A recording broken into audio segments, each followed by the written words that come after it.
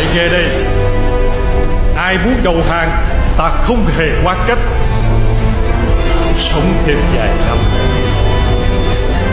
hoặc có thể sống được vài chục năm.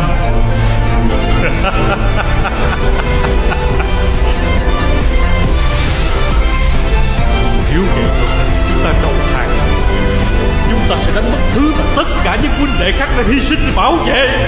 Đó không phải là thành La Ban, cũng không phải là Giang Sơn Đại Ngu. Đó xương máu của tổ tiên, đó là linh hồn của dân tộc, đó là lịch sử ngàn năm không bao giờ ngưng hụt.